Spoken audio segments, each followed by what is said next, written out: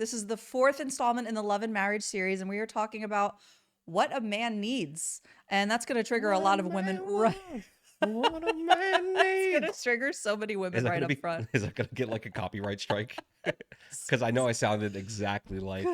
A lot of women aren't going to like me saying that right from the jump. Like, what does your man need? Because they're going to be like, well, what about what I need? And ladies, that's part of your problem. Yeah, And I speak ladies. from experience. No, seriously, I speak from experience that it's like we tend to make everything all about us and our needs. And it's not that we don't matter. It's not that God doesn't care about our needs. It's not that our husbands don't care about our needs. But I just feel like the more self focused we are, as wives particularly, we just kind of actually make ourselves more miserable that way. Mm. We are called as women to be the helpmate. So I was thinking about, you're like, what's like really the topic? And I told you I want to end this on like a really high note: thriving marriages, tending to the needs of the spouse and operating within that design of catering to the needs of one another. And Women are slaves and men are the masters. Clip it. Clipped. Banned. Heresy. my pregnancy brain completely took over. Literally, what was I saying? So I've just been thinking about the needs. And kind of in that reflection, honestly, I've been thinking more about what you need from me to prepare for this conversation more than what I actually need from you, Yeah. because I feel like when I flip the script just in my own mind in that regard, within our marriage, within the confines of our actual marriage, that's when things really, really began to thrive. Yeah. Well, it's also like when you stop thinking selfishly, in a weird way, like things actually start to benefit you anyway. You know what I mean? So Yes, like that's if good. I'm thinking about what I need from you, like okay, then it's really just like all about me. But when I'm thinking about what you need from me and how I can help facilitate that, in return, it's going to actually be a net positive for both of us. Yeah. So like why would I not want my partner to feel optimal, to Yeah. have like just all the good things? Well, that's so true because Jesus literally defines love as self sacrifice. So when you can both come to a place where you have a service mentality for your spouse, then that is when the marriage really does begin to thrive, because that is how Jesus lays the foundation of what it means to love unconditionally. It's Yeah, actually a form of sacrifice. right. And so, yeah, it's kind of just changed everything. Now, with I mean, that I feel being like this should said, just be fundamental though. it Like it should just be should, it understood. should. Like, we're not perfect, but I No. also know that like when you love somebody enough and you want to get married, there should be like a fundamental understanding that like I want my partner to be happy and I Mm-hmm. want them to thrive. And like that in return should just be a net positive for both of you. Yeah. So, I mean, I don't know. Yeah. I'm not in Well, any way, shape, or form like equipped to give people advice, but I yes, also you are. You're a great husband. well, I mean, look, I'm not gonna say I'm not a bit, you know what I mean? Like, but like, I know that like what I've seen in our relationship and all the kind of trials that we've gone through and where we are now. Again, like I don't give people advice on how to do their I relationship, hear but you. I give people my experience and hope that it maybe helps. I don't know. Yeah. Well, let's do that. Let's talk about our experience. So, let's talk about what we do feel like we need. So, you hear a lot of the time, and I don't know if you remember when I was kind of like really into the love language thing. Um, I feel like the love language thing, I mean, there's probably some credibility to it just based on personalities, that like, I like quality time, I like gifts, I like words of affirmation, but all those things. I feel though that there is just sort of I don't know, within our very DNA, a way that God designed men and women to receive love. Yeah, it's just called your emotions. Well, it's not even that. It's just the way, it's just the design. Like, men biologically need different things than women do in Okay. order to thrive. You know what I'm saying? Yeah. So, like for me, I feel like I need, as a woman, just safety, I'm designed that way. I Why do you need safety? Because I am supposed to come under your But covering. why do you feel like you need safety? Because I'm a lady. No, What do you mean? because there's like a level of fear, right? Well, it's not even that there's a level of fear, but it's just the fact that cuz I don't feel scared without that, but I maybe in a lot of ways because I feel inadequate Hmm. to play the role that only a man can play. But I feel also fundamentally there's like the emotional level at the bottom of it, like Well, at the yes, that's like true. this is like what it's all based on. So like for you, maybe you're saying like In order to feel connected, I need safety. Is that what you safety. mean? Yeah. Yeah. I mean, if you don't feel safe, you're not going to feel connected to me, your Right.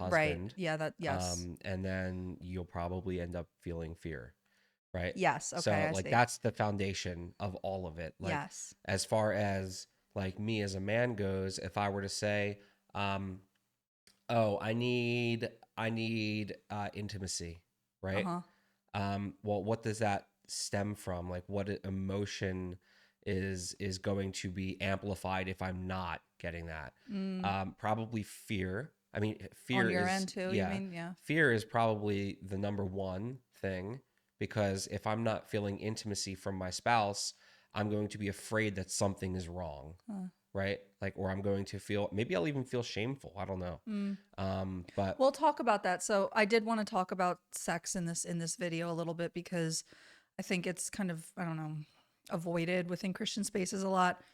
And we don't have to be like explicit, but it's just a part of covenant life. It's a part of what it means to actually be one flesh, is to engage in that. So talk about what that actually does for you, because this is a need of men, and obviously it's a need for women too, but I think it would just kind of be ignorant to act like God did not create men to actually need this more, like, again, on a biological level. Like there's things with your testosterone that this even affects, like intimacy. And so talk about what it actually has done for you in those seasons where you have felt like I'm not providing in that capacity and meeting that need in that way. What does that do for your emotions or for your masculinity? yeah, I mean, it just overall makes you feel lonely. Mm. So, like, that's not really a problem now. Not to like put it out. Like, we're happy. Or This is an A+ relationship. I'm stop glad. it. But before it was definitely kind of like a season of loneliness. It felt like we were detached. Mm-hmm. It's a way to connect. I Mm-hmm. mean, it's just it just for me felt like if we're not being intimate, then maybe there's something wrong with us, Mm. right? And then, you know, Makes you feel unwanted, I assume well, too. yeah, that's what I mean Yeah. by lonely, Like my right? wife doesn't want Like me. my wife doesn't want me, she doesn't find me attractive. She doesn't care to give like me the time of day. So it just felt like, well, okay, if that's a component of our marriage that is already being chipped away, then what's the next thing of our marriage Mm. that's going to start chipping away? And then it just felt like, I'm not saying that our marriage is built on sex. It's obviously not. But I would say that sex is a pretty important component of 100%. being in a relationship 100%. and Like, more specifically than relationship, married. yeah. So No, like the Bible actually literally says like don't withhold that from each other unless you're Paul says something about like basically unless you're in like a season, like for a spiritual reason, like yeah. for whatever, whatever that Would might it be look like a like. fast? Is I that get maybe yeah? maybe Wasn't like fasting like more food based? So yeah, well, I don't know. Maybe like we could just use a very, I don't know, example. Because I think you can struggle with lust even within the context of marriage. So if there's mm, maybe like a lust issue going on, maybe you're in therapy or something, just, you need to refrain for whatever reason. I don't know. I don't know that he doesn't specify, but he basically says if there's a spiritual reason or if basically if you're sick. mm. So you don't have, but otherwise he's like, don't withhold from one another, like give your bodies to each other because it's necessary. You're like, go Paul. I'm like, come on, Paul, my man. So it is a fundamental aspect of marriage. It Yeah. just is. And Well, it's be fruitful and multiply. be fruitful and multiply. And Yeah. I think, again, I think, obviously men love hearing that. And I think a lot of women don't like hearing that because a lot of women don't feel safe Well, do where they are right now would in you their say that marriage. women maybe feel like it's more of an obligation? They can feel that way. Like it's like a chore. They can feel that way, but I Did you? think I did. But I think, again, this comes back to the safety thing. So, all right, I shouldn't have invalidated what you said about fear. I understand it now. Yeah, man, Um, don't invalidate my feelings Stop it. live on the Heaven and Healing podcast. What the heck? Okay, I'm sorry. I'm in a silly mood. I'm We're feeling good. Yeah, we have the sillies right now. It's a great way to end. I think that a lot of women do feel like, why would I be putting out for this man that is detached from me? Hmm. Why would I want to offer my body? Yeah. It's something as intimate and as honestly sacred as sex with a man that can't even like hug me. Mm. And that is something I used to feel like. I felt like you only wanted to be physical if it was in the context of sex. Like you couldn't just come up to me, wrap your arms around me, and give me a hug, give me a kiss, say good morning, I love you, you look so beautiful today. And when it does, from the woman's perspective, when it feels like those sorts of things are missing, we don't feel safe to like open ourselves up Hmm. in that capacity because we don't feel emotionally connected through those little touches, like the Yeah. little, physical sensations, the little intentionalities that come with you just being really mindful of, like, I want to tell my wife she looks beautiful today. I want to give her a hug. I want to get her flowers. It's just little things that make us as women feel secure. How are you feeling today? Just Yeah. something. When you ask me, like, how are you feeling today? It's like, that's foreplay. I mean, but it's true. That's how a lot of women How are you feel. feeling today, Angela? Got her. It's so dumb. We're gonna have to That's, censor this. that's how. That's How are you how. feeling today? How are you feeling today? My. I'm sorry. This is how a lot of women feel. But like the paradox of it is, and I've found this like just to be so true. You actually do show up in that way, in that capacity, the more intimate we are. So it gets to this point where it's like, who's going to be the first person to kind of like make the Mm. move here? Like, are you going to start initiating emotional support? Mm. Little kisses here and there. I love you, sweetheart. You're beautiful. How are you feeling? What do you need from me today? Like, or am I going to initiate, like, touching you, making you feel wanted, loved, and like, having sex with you? Like, Mm. who's going to be the first person? And I feel like a lot of couples get to that point. Mm. Like, you as a So man, almost like blackmailing in a weird you way. already feel lonely and detached because you feel rejected from me as a wife because we're not having sex. So you don't want to give me little hugs and kisses and how are yous. And then I feel rejected and lonely and like I'm not safe within the confines emotionally of our marriage because you're not doing those things. So I don't want to have sex. So then nothing happens ever. Mm. So that neither one of those issues actually gets resolved. Yeah. And then this is just where I feel like this is where a lot of people are right now. And they don't know how to have their need met by their spouse. They're feeling frustrated that that need is not being met by their spouse. And so they are refusing to meet the need of their spouse because their need's not being met. Yeah. And it's just this like chaotic cycle that can lead to things like on the man's side, drinking, pornography, Yeah. in some cases even cheating. Yeah. And then for the woman, you get when you are just full of this lack of security, of this lack of emotional connectivity, you turn into a nag, you turn into a Jezebel, like we talked about a bit with the spiritual warfare episode, and then you become literally the most annoying wife on the planet. Hmm. Like you just all you want to do is nag your husband because it's a way for you to feel seen. Like you're forcing yourself to be So seen. then how do you stop that cycle? But Tell me. also on top of that, how do you recognize that these things aren't being used against the other person to get your way? Does that make any sense? Do you Yeah. know what I mean? Well, I think it's like what you said. When you're in a marriage and you actually do put forth for the need of the other, I it think makes you feel good. so. It's probably not so much putting. All right. So I think there needs to be a distinction. So then putting forth for the other, not with the intention of Of getting receiving, what you want. right?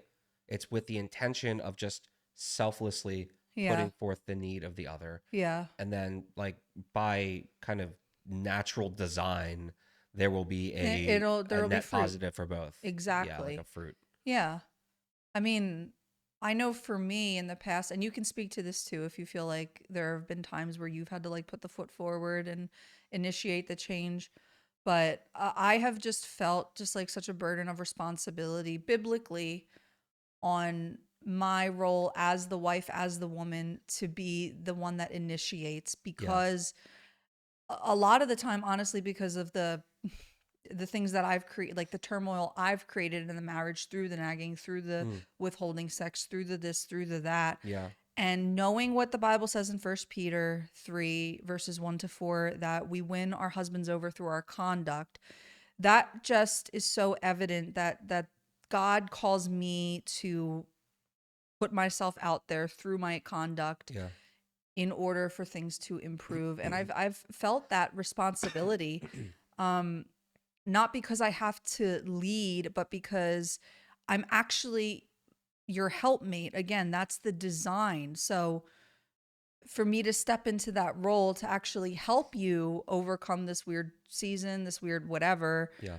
that's the way we've been biologically programmed by a God that loves both of us and has both of our best interest in mind Hmm. as husband and wife. Yeah. So I have found that even if there's a time, again, women aren't going to like this, even if there's been a time where like I maybe don't feel like it or I don't want to, I know that if I am, just intentional about being intimate with you, first of all, I never walk away and like regret it. I'm never like that was awful, that was terrible, I hate sex. No, it's always I'm actually always so glad that I Hmm. that I do that. But I've It's good to noticed hear. that I noticed that that when Live on the Heaven and Healing podcast, the truth comes out. you're so dumb. When I do that, when I have done that, because it's not really like something that's as much of a thing that I have to like consciously do anymore because I don't feel like those problems exist the way they used to between us. Right. But when I have done that, I find that things just start to resolve. Um, and again, I know that's hard for a lot of women to hear because you don't feel like you have the safety or the security Mm. or the emotional connection. But it's like, well, have you tried? Mm. Have you tried to just be intimate with your husband and meet his need in that way and see how he responds? Yeah. I think there's also like rejection, like that spirit of rejection Yeah. can be like deeply tied into that. For instance, like when you were talking about the initiation, right? Mm-hmm. So I'm sure I obviously I can't speak for all men, but I'm sure there are men who feel like they initiate, and then when Mm, the wife does not want to follow this through, is good. then that spirit of rejection kind of amplifies a little bit. Yeah, And that was I'm a not problem. I'm not saying it's That was like a problem for us before. I'm not saying it's like, oh, because you don't want to have like sex or anything like that, that like you are the reason like a spirit of rejection is just like growing inside. Yeah. Like that's not what I'm saying. What I'm saying is there was probably already rejection, Uh-huh. right? And I'm saying it amplifies. Uh-huh. And I mean, it's not your fault. You're not the reason for that spirit of rejection, but it might also be something to maybe look at. Like for Mm-hmm. me, for instance, before with initiation and stuff like that, like it would feel like why would I waste my time Mm-hmm. when I know I'm just going to get hurt? Mm. You know what I mean? So that created the separation and stuff. So Yeah. I don't know. Like I don't know how to. No, So no, all right, that's you're doing really what I great. want to I don't know how to talk about this and not get like explicit. So I'm trying to like be like careful. Yeah. You know what I mean? It's a Christian podcast. So, Well, I think that's actually a really great point because I remember having conversations with you about that, and it's something that I remember feeling surprised by because a lot of the time I think that we as women tend to forget like our men have feelings, mm, like real emotions underneath there, and we get so wrapped up again in the self-focused. He doesn't care about my feelings, how I feel. He doesn't. But what about how he mm, feels, and learning that it would elicit a sense of rejection or hurt, lack of confidence, lack of masculinity, within you when I would reject those initiations or say, I'm too tired, I don't want to, it's this, it's that, maybe later. was there ever anything that you felt like after, I guess, saying like no, essentially, Uh-huh. right? And then I would probably be visibly upset, Yeah. right? And then what were you Well, feeling? because that's what I'm saying. Like sometimes then women are like, oh, that's all he cares about. Mm, Because that's just the lie. It's just like, oh, he's just a dog. Like that's all he cares about. He's just mad at me because I won't put out. But it's not that. It's actually that when we reject our husbands in that capacity, especially when it's a pattern, I'm not saying like, you know, if I'm like really pregnant right now, it's like, babe, I'm just like, I'm not, you're not going to like take that personally. But if it's like a pattern of just constantly saying no, later, tomorrow, no, not right now, don't touch me, whatever, that is going to make your man feel hurt and like he's less of a man. And when he feels like less of a man, he's not going to lead in the way that you want him to lead, which creates the safety that you feel like you're lacking. It is just such a cycle. So for me, I never even stopped to consider that it was like actually hurting your feelings, mm, that it was impacting your confidence in a way that was then impacting your authority as the man of the household. mm. Like I didn't even see that I could be contributing to that in any sense. Is that you Yeah, get what I'm saying? yeah, yeah. And so I would just interpret it as like, oh, he just only cares about that. But it's like, no, he cares about that because it's a way to feel connected. Like, and we do obviously you feel connected to your spouse when you're physically connected to your spouse. It's Hmm. you can't not feel. This is why people get soul ties through Mm. fornication and stuff in the I was world. actually going to bring that up You too. know? Like sex is looked at like such a like just throw it away kind Uh of huh. thing in the world. Like, that's honestly why I never cared about the whole like sleep around one night stand like culture that we've got going on because it always felt like more important to me. Mm-hmm. Right. I mean, obviously, like in the world, like before I was Christian, there were a few things here and there where it happened, right? That you obviously know about. There's no secrets there.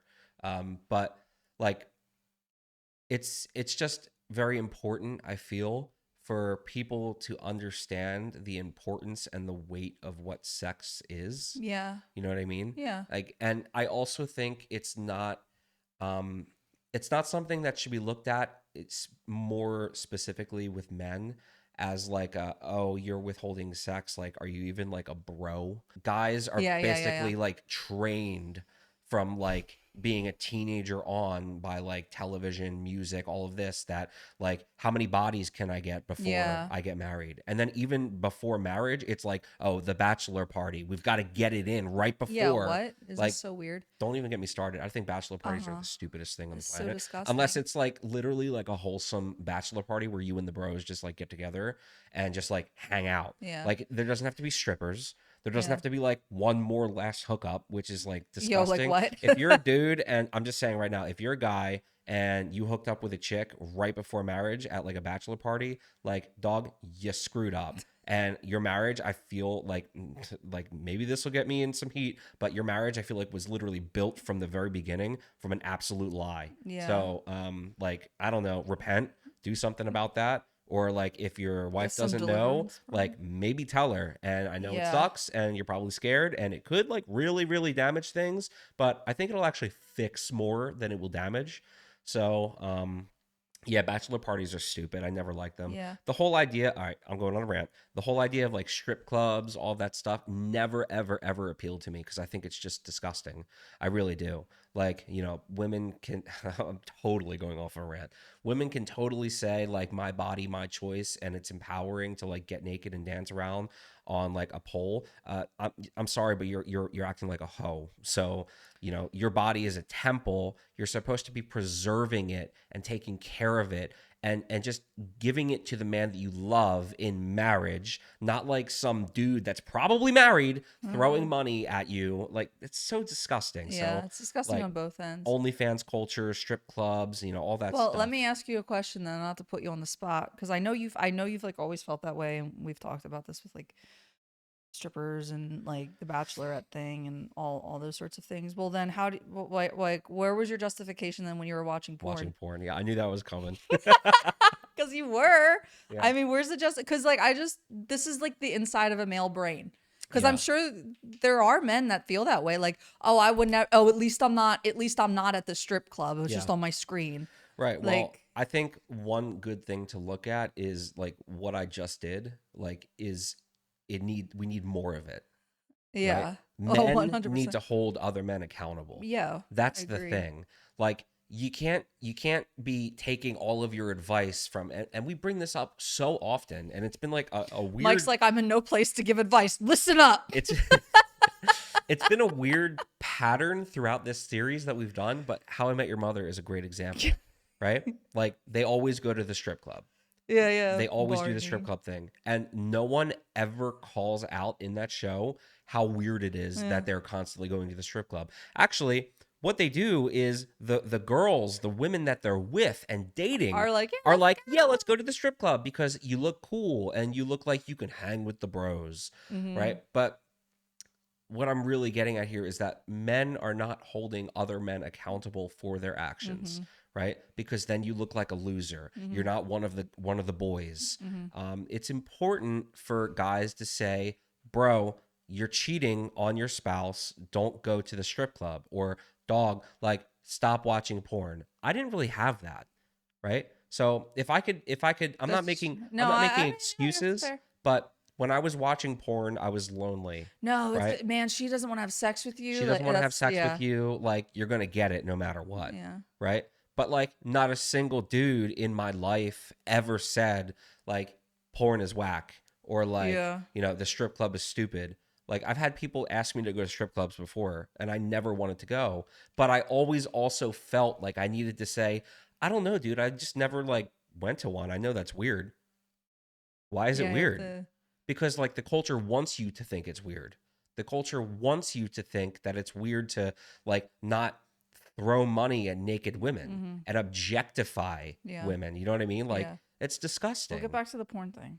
Well, that is my main thing is that no one was telling me it was weird, right? So I went along with it and it was just like what I thought was Did normal. And you okay? Did you feel guilty after the fact? Like, yeah, was it like you're like, ugh, why did I do that? yeah, it's just dumb, Yeah, right? It's just dumb. And also like like a lot of time has passed. So like, yeah. in my walk as a Christian, I have learned like what is right and what is wrong. Uh huh. So and it took me some time, right? Yeah, I'm not perfect. I'm not going to sit here on this platform and just be like, the second I was a Christian, like, done. yeah, Like, it took me, and I'm not ashamed to say that because I already felt all the shame I needed to feel from it. I'm not that person anymore, right? So that's done and gone, and I know what is right and what is yeah, wrong. But my message, based on what I've gone through, is if you're not hearing it's wrong, then I'm here to tell you it's wrong. And if you're not acting on what you are being told is wrong through Holy Spirit and conviction, then you're disobeying, like, just basically a direct order. yeah, You know what I mean? So just listen. Don't do it. It's not worth it. yeah. And And it ruins it relationships. does. It ruins I was just relationships. thinking, I think that there's like an added struggle maybe for women. Also, just to add to that, because I'm like really I'm kind of heated on this right now, is if you feel like you're going to, and you actually told me this before, if you feel like you're going to watch porn, or you feel like you're lacking like in intimate connection, like how about just talk to your partner? Go to your Go wife. to your wife. I'm not saying like, go to your wife and be like, "Oh, I need it." I'm If you don't have sex with me right now, I'm going upstairs and I'm going at Look, I'm whatever just saying .com, like right? maybe be open. Yeah. You know what I mean? Like have open communication. Like I'm feeling like I might, so like I wanted to talk about it. I don't know. Like I don't know Yeah. the way to do it. No, All I I know is no, that like like communicate your need to your wife. Like yes, I feel honestly like I feel like a temptation right now right. to like masturbate, or I feel a temptation to watch something like I will like as again, I'm a helpmate. Like I wanna help you through that. Yeah. And clearly there's a need not being met. And this is the thing with strip club culture, porn culture, all those things. This is an innate need, a biological need God has given men to Yeah. need this. And that's how the enemy has perverted it so much. Yeah. And then it back to the it even affects your testosterone levels to be doing all that too, Mhm. as opposed to doing it in an intimate setting with your spouse. So I think as I'm hearing you talk, it's like I think a lot of women watching maybe even are saying, well, Angela, you're sitting there talking about how I should just go to him and initiate, but he does watch porn.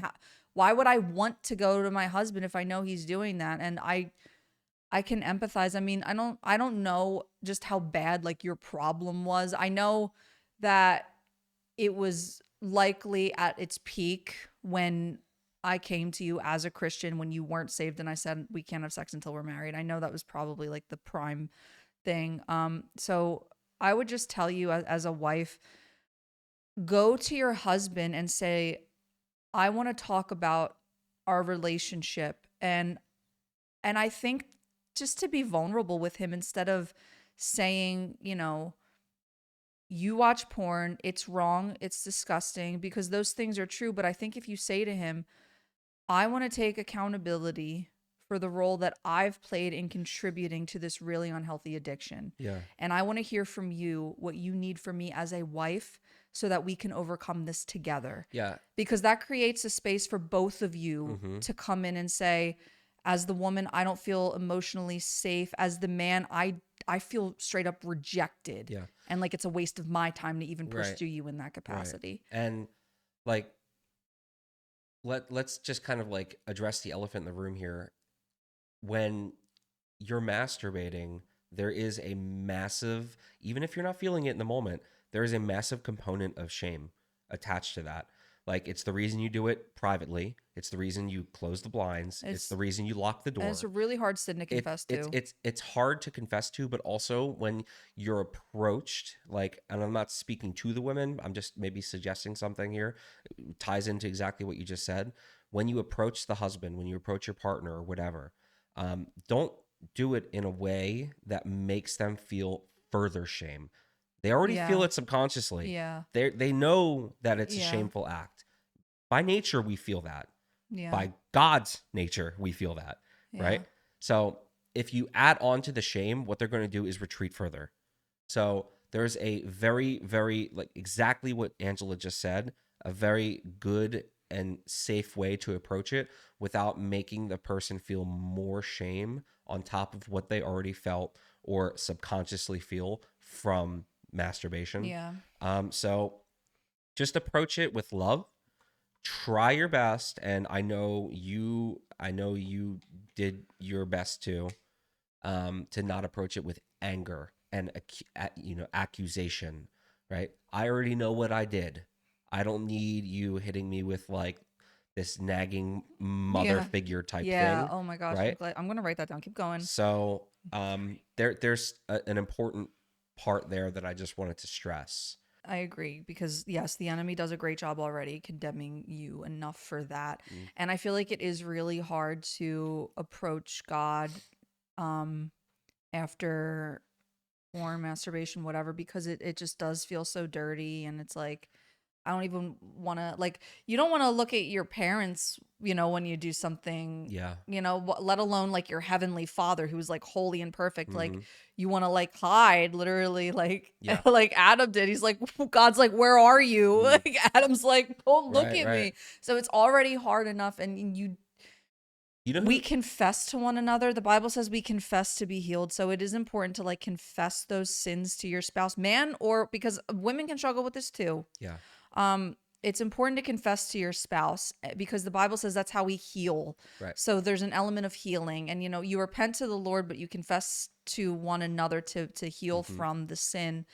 And the enemy hates when you do that too, because he just wants to keep you in the shame cycle. You know who said something really good about this actually very recently? Isaiah Saldivar, at the Breakers conference. I can't give it verbatim, but he basically said, um, watching porn. Imagine you're doing your thing, and you have a heart attack, right? That's a Yikes, scary bro. thought. Think about that for a second. Yeah, Like literally man, think about that's that for a second. Like you are sinning yeah. actively, and you have a heart attack. Well, one, like you're dead now Uh-huh. and you're going to be judged. Uh-huh. And two, you're going to be discovered like that, Yeah. which is like, I can't even imagine That's that. pretty That's yeah, pretty that's pretty brutal. brutal. I remember having this thought like back in 2020. Um, and, I was actually, I was watching porn at the time. Yeah. And COVID. I remember having this thought. Um, I forget what it was, but it was after the fact. And I'm scrolling through Instagram and like a celebrity died or something, right? And on the screen it said in loving memory of whoever it was. I don't remember. But I remember having the thought reading in loving memory of, right? And I just thought like, dang, like it's like when I'm gone, my phone will be here and I'll have a history on my phone and the memory of me after I'm gone will probably be yes, like he was, a good dude or whatever. Yeah. But it will also be when you look at that history and you see this, that is now a brand new memory after I'm gone. That's a new memory and that's going to last, right? So I remember having this thought like, if I die and some of the things that are left for me is like my browser history and people can see that I was like a pervert, right? Then like that is going to be that's tarnishing my memory, right? I don't want Mhm. people to think of me as this person. I want people to remember me for who I really genuinely am, is Yeah. just a good person who cares and loves for people, Mhm. right? Now, this is before I'm saved and all of that Yeah, yeah, stuff, yeah. but like that thought that I had in that moment was almost like a quick I want to say like a sin nudge. You know what I mean? Like I didn't know what it was, but like Yeah. I'm feeling it. Like I don't want my memory to be tarnished. This is bad, obviously. So I don't know. I don't know. I just felt like the need to Yeah. say that. No, it's a good conversation. I didn't know where this was gonna go. I didn't know it was gonna end up being so like sex heavy, but it's clearly important. I already know someone is gonna really walk away blessed by this conversation, because I don't think it's talked about enough, and I don't It's think it's people. not talked about enough. I'm sorry. It's not talked about enough because it's a very It's a intimate little thing. It's uncomfortable. private. It's like kind of a little Yeah. shame involved in it, right? Yeah. And it's like as Christians, as a Christian podcast, I guess we're like all supposed to avoid the thing that's like supposed to be so like private and intimate. Mm. But it's like it's not a dirty word. Yeah. It's so weird that Yeah, I that agree. it's so weird that we're almost like tainted in a way as Christians to not have the discussion about Mhm. sex, Mm. but in the world it's just like sex, sex, sex, sex, sex, Yeah, it's sex, like the sex, sex, opposite sex. extreme. It's like it, and this Yeah. is a weird connection, but it's like the new age and then how you were afraid when you came into Christianity to do anything spiritual, right? It's like the new age is spiritual and spiritually connected, and then you come Yeah. into Christianity and you're new and you're almost kind of afraid to like, I don't know, like the speaking in tongues and Yeah. and like, the Holy Spirit come upon me. Like that's kind of spiritual too. I'm almost like tainted from the new age. It's like that with sex, Yeah, that's a good right? Like point. the sex is everywhere and it's Yeah. dirty and it's all over the place. It's in TV, it's in music, and then you're a Christian and now it's like, oh, I need to stay away from that. Yeah. Well, no, because Yeah. sex is literally the reason we're all here Right. right And now. I think that's something we can't relate to necessarily is I know a lot of people have grown up kind of in that like purity culture. Like if they were raised Christian, Yeah. where almost maybe their parents wanted to avoid the conversation, or it Mm, was just like it was so deeply engraved that like sex is dirty, sex is wrong, or whatever, because it wasn't discussed in the covenant context as like yeah. actually holy. Like it is a holy Mm-hmm. act and it is a connective act. Mm-hmm. Like, God, we forget that God created everything. Like God designed everything. Yeah. Like he's the one that made it feel good. I'm just saying, like, it's not dirty to say that the reason sex is enjoyable is because God made it that way. Right. The reason orgasms exist is because God gave us them to have. Right. Like that's a gift and it's something that is intended to be shared in the confines of a marriage bed. Mm-hmm. It even says in the Bible, like, don't defile your marriage bed. So, there are ways to defile the marriage bed. I don't know if I want to like get into all that right now, but like the marriage bed is a place that is intended for purity, holiness, and sacred connection, Mm-hmm. which comes through the joy and the intimacy Yeah. of sex, where your covenant is like manifest through this physical action that Yeah. can result in, guess what, a baby in Mm-hmm. life. Yeah. Like that's how like the pleasure, the joy, the thrill of sex produces human life. Yeah. You and I were intimate on our wedding night, and that was the night Selah was conceived. And I've always felt like in a way, and we've talked about this, I've always felt like that was a way that God had sort of like blessed our obedience, like despite the sin and despite the pitfalls, like you walking through the whole porn thing before you came to Christ and whatever, and Yeah. maybe even after, we were still like trying to do right by God, even when we lived together and we weren't married yet. We started sleeping in separate beds Mm-hmm. and things like that. And like we really put that off until the time was considered right in his eyes. Right. And I always felt like he like blessed that by letting us have Selah like immediately. Mm-hmm. That's like a whole other conversation. But yeah, I just think it's such an underlooked aspect of, you know, connecting with your spouse. It really is, because it does have such like a dirty, shameful connotation underneath the surface when it shouldn't. And I think, a lot of people are like, well, what are you saying, that if things are wrong in my marriage, all I need to do is have sex and everything will be better? No, that's not what I'm saying. But I think that if you are completely overlooking your sex life as a fundamental component of kind of the climate of your marriage, Yeah. then you are missing something. Mm. Would you Yeah. agree? Yeah. Yeah. It's good. Yeah. Can you speak to that a little bit? Like how I've expressed that when I feel like you're not emotionally connecting with me or like putting in effort, I don't want to like go there. So can you talk about what that was like on your end? Like how maybe you genuinely felt like you didn't want to sit down and have a conversation or ask me how I'm feeling or Yeah. like give me a little kiss. You know what I'm saying? Mm. Yeah. Well, a lot of that has to do with how I was raised, Hmm. I would say.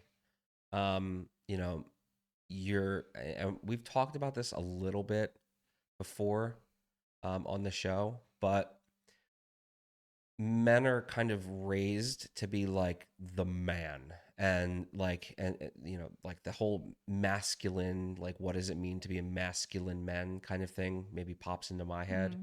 Kind of counterfeit of that. You're raised to push the emotions down, Yeah. right? So that you can keep building and going up, Uh-huh. right? Like emotions are looked at least they were in my household growing up. Emotions were looked at as a wall Huh. blocking your way. Wow. So how do we get to the next step? If there's a wall in the way, you just push the wall to the side or you Mm. go around the wall. But the wall's still there. That's wild, because So, you really and did do that all the time with me. that's how I felt I needed to be. And because I felt that I needed to be like that in order to progress, I guess it like instilled in my mind this sort of lifestyle way that I believed everyone else should have, because we can keep moving forward if we just keep suppressing the feelings, right? So if you're feeling sad or you're feeling like you're not getting enough connection, stop feeling that way. Thank you, honey. I'm healed. Easy. Game over. We've won. Right? We've figured out the way. You're like, have you tried not feeling that way? And I'm like, But wow, yeah, so profound, babe. Everything's fixed now. I'm not feeling too great. Just feel better. You know, but that's something that was instilled to me at a very young age, and that's what's instilled in a lot of men Hmm. at a young age, honestly. And I do think that there is a little bit of truth to that. Yeah, well, there's always um a little bit of you truth in the know, like deception. Yeah. there's an extreme, Yeah. obviously, but there's also like a, you know, it makes sense. Mm-hmm. So like, if I were to give an example, I would say, if you're in like a competition, right? And you fall down, like let's say it's a race. You're running, you fall down, you scrape your knees. Are you going to sit there and be like, or are you going to kind of brush it off and get back into the race, right? Yeah. That is like, that's kind of like an example of what it Yeah. looks like to do it in a healthy way, Yeah. right? And then you can maybe like deal Afterward, you with it can maybe afterwards. process, say, You like, can that felt kind process, of crappy right? when that happened. But Yeah. um the processing is important, and I think it depends on the situation, Mm-hmm. right? So like in that context, processing afterwards might be better. But in the context of a relationship, maybe sitting down and processing with your partner is the accurate way to do it, Yes. right? And that's something that I fell short. You've really had to learn that. It's a process for Yeah. sure. You know, and a lot of it honestly comes from just, you know, counsel. It really comes down to who's discipling you and who is helping you along the way. Like you Yeah. can't do it on your You own. can't. Like obviously we have, Especially when you have as like damaged backgrounds as us, yes, right? obviously we have the Lord, which is like pretty dang great if you ask Yeah. me.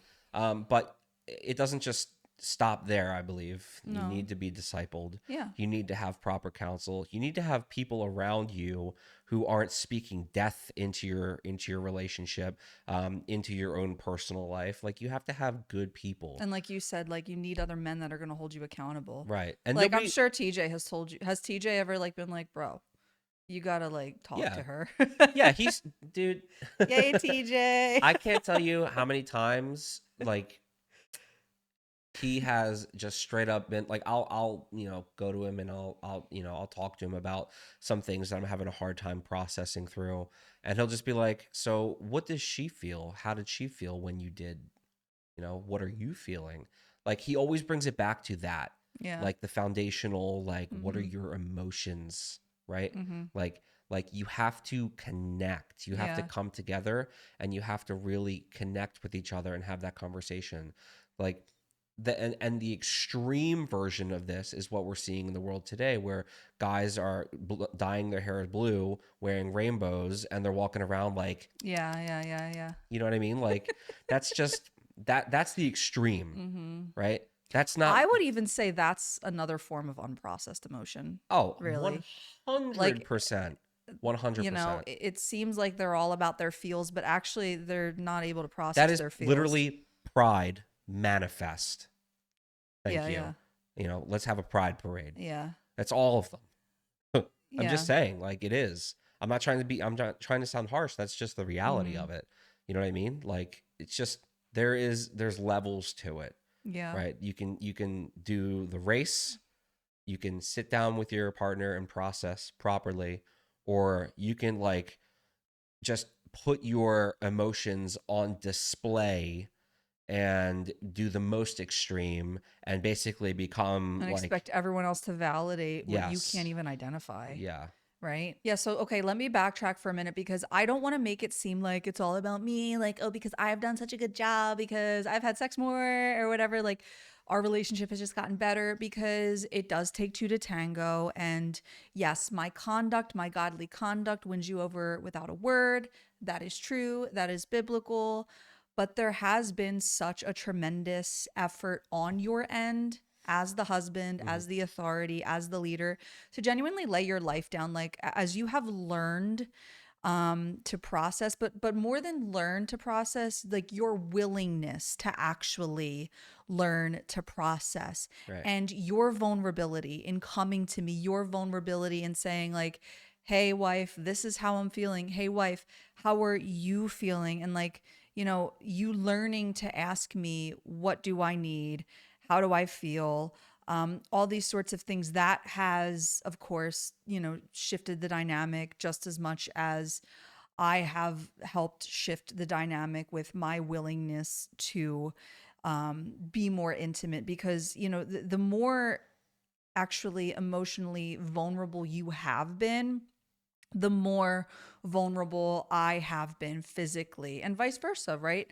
The more vulnerable I am physically, the more vulnerable you are emotionally. It's just like this sort of dance between the two of us. And then that when that happens between both parties, that whole pattern, like that paradigm that we've been talking about, where you feel like rejected, you feel lonely, you want to like not talk to me, you don't want to put forth the effort, and you stonewall. And then on my end, like I feel unsafe, I feel insecure, I don't feel like my needs are being emotionally met, I don't feel connected, so I don't come to you.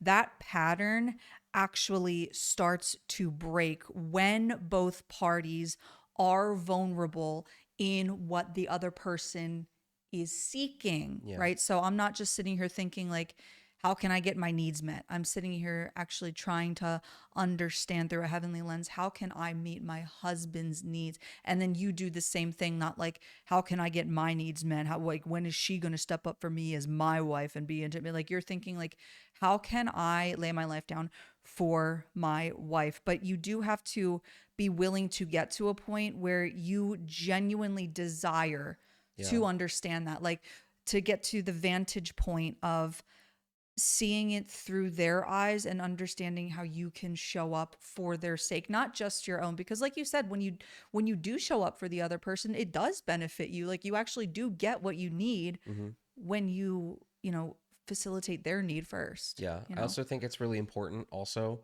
to go back on to the key word, learn, right?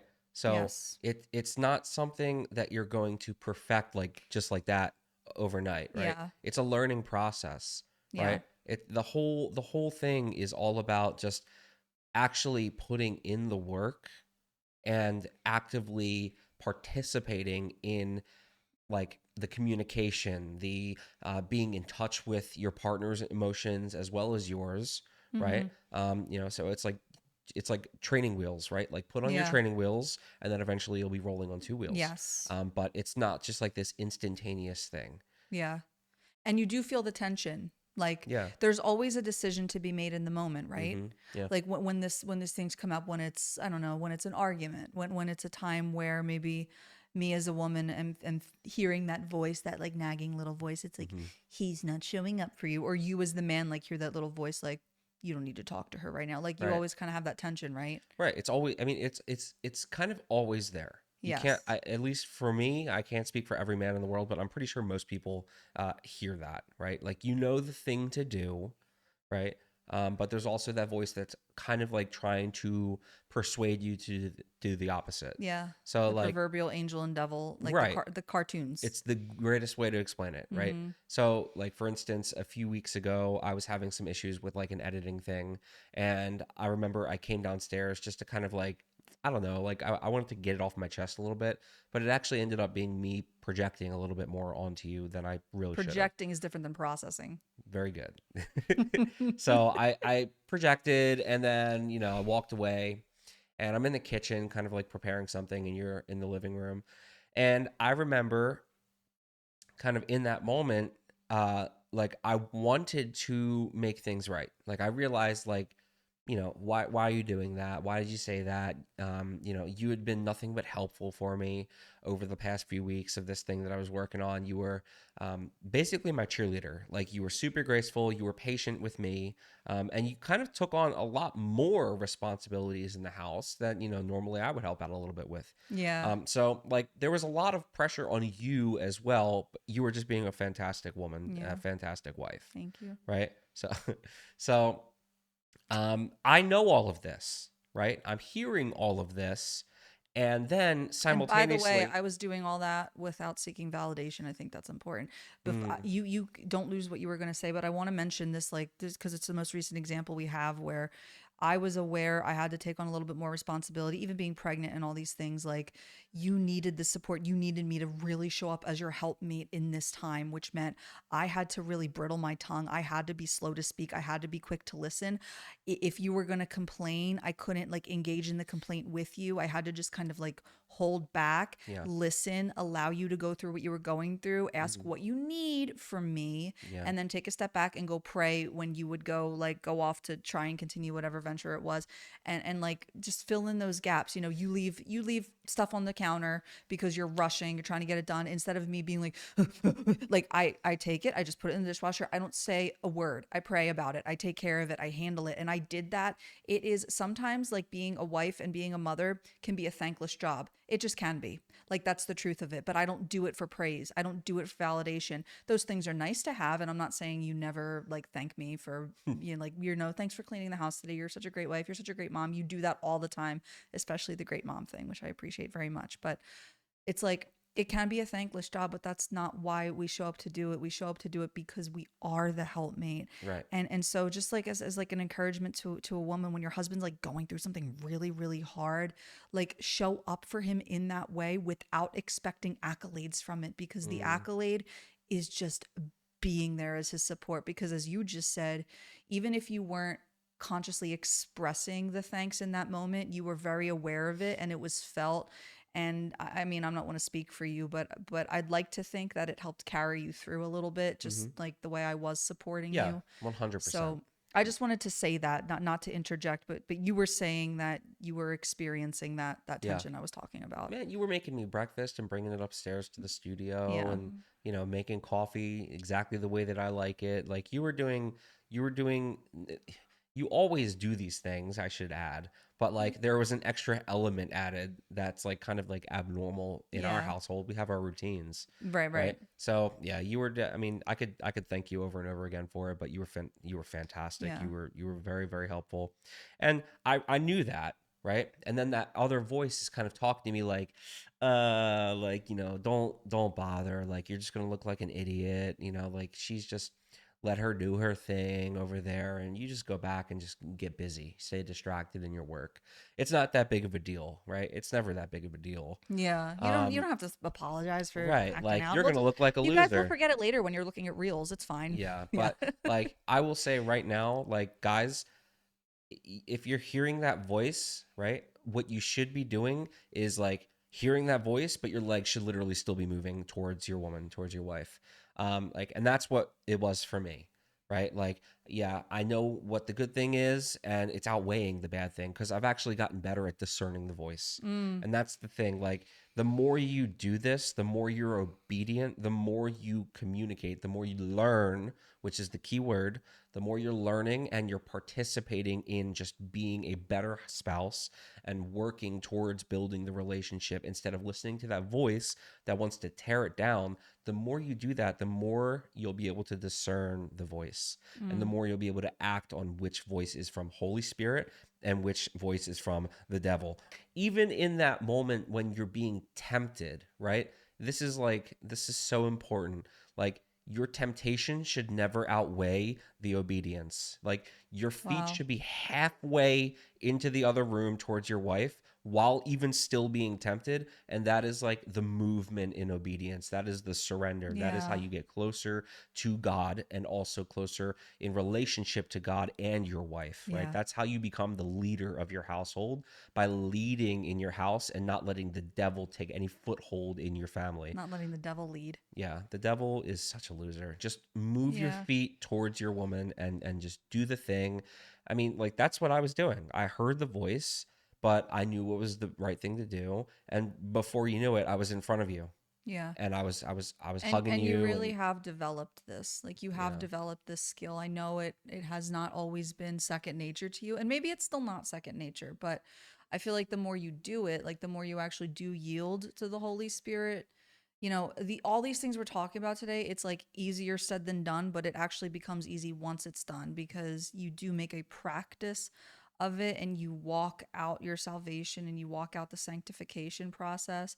And it's like, I've heard this before. You have, say, like kind of like a flesh meter and a spirit meter. mm, And this is for anything in life, not just marriage, but like the more, say they're both here, like the more you yield to the spirit, the flesh meter goes down. mm-hmm, And then it's like the opposite as well. Like the more you yield to the flesh and the temptations of the enemy as he's going to try and feast on your carnality, mm-hmm, the spirit meter goes down and it right, becomes harder and harder to actually obey that voice. But you have to you just have to start, and it has to indeed come from that willingness to be like, I love this person so much, right? Like we stood in front of each other on our wedding day. We made a vow yeah, to one another and to God that I would submit and that you would self sacrifice. mm-hmm, And it's like both of you need to ask yourself and be really real. Like, am I, not are they, not is my husband laying his life down. No, am I submitting? Am I holding my tongue? Am I praying for him? Am I winning him over without a word? Not about what he's doing, mm, but about your own conduct. Am I upholding my vow? And then men, same thing. Like, not is she putting out? Is she being a nag? It's like, yeah, am I leading? right, And when we start with ourselves, like when it starts with us and we yield to the spirit and crucify our flesh, and like we talked about at the very beginning, when we actually walk in the love that Jesus says is love, no greater love than laying down his life for his friends, yeah. then all this other stuff like falls into place. So yeah, I mean, I feel like we've both come a long way, and I do want to honor you publicly as my husband for being such a great man, because I know there are going to be women watching this. Like, I know you're watching this and you're like, I wish my husband was more like Mike. I wish he was willing to do these things. And when I sit here and tell you I was you and I felt all those things as well, but it goes back to I looked in the mirror and I said, what role am I playing or not playing in this covenant Mm, to contribute to those patterns? It really did start with my own heart, with my own posture, with my own pride, where I had to just submit as his helper and win him over without a word through my prayers, through my conduct, through my willingness to die to myself and just love him. And so if you're in that position, I'm sorry, but there's hope because there's always hope in Jesus, and he loves marriage mm. and he wants to see it reconciled. So that's my final word for women. Do you have any final words? Yeah. No, that was good. That was good. This is Yeah. it. We did it. It was good. I enjoyed it. Thank you for doing it with me. Mike wants to come back onto the show.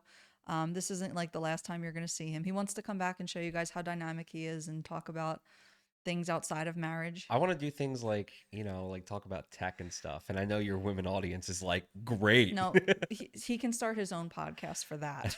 You're gonna No, we need to do an episode, I think, about the podcast in general, like how we that actually built it up. is I think that'd be fun. that's a question I actually get. People like want to know like how'd you get here? Like Mm, what's that look like? Because let's dismantle this idea that like we just turn a camera on and everything's great. yeah. We can speak from experience today with the technical difficulties. Yeah. Having a So, podcast is not glamorous. so plot twist, it's actually just a Nokia phone You're, camera from like 1985 that we oh have God. up. Just hit record real quick onto our 2 MB memory card, and then we're good to He's go. he's the Yeah. And silliest all of man. the lighting is coming just from our ceiling lamp. So, The silliest goose is my husband. God's silliest goose. it's definitely a process. I'm really pumped. I want to have that conversation Yeah, we because can do like that. That I, would be I fun. get questions a That lot would be about that would be like podcasting. a Q&A thing. Like we collect questions ahead of time. Maybe even do a live stream. We I haven't was done a just live going to stream in say a long maybe we should time. do a live stream. Yeah. We should do a phone in live stream.